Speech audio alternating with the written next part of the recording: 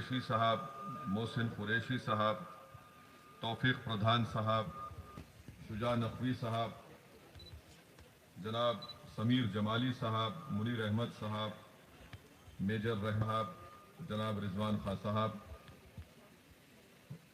बुजुर्गों, कौमर मिल्लत शौकत साहब को उनकी बसीरत फरोज खिताब को सुना। उससे पहले जनाब कलीम हफीज साहब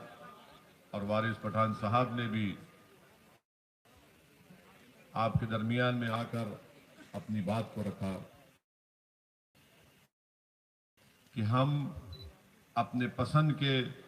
उम्मीदवार को वोट दें और भारत के संविधान और भारत की लोकशाही और जो हमको इस बात की इजाजत दी गई है कि हम अपनी एक पसंद की सियासी क़यादत को भी बनाएं। कि आप संविधान के प्रेम्बल में जिसमें लिबर्टी, आज़ादी, इक्वालिटी, मसावात,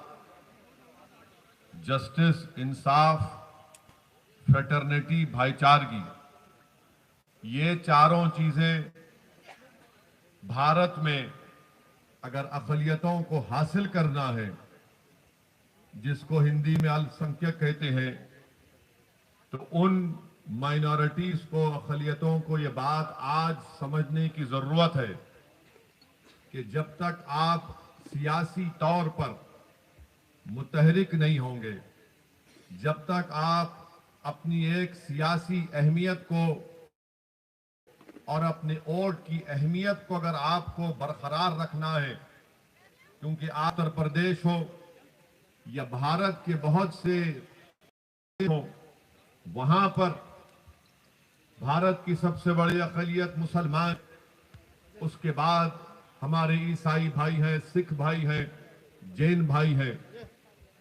इनकी वोट की कोई अहमियत नहीं रही आज है। अगर इस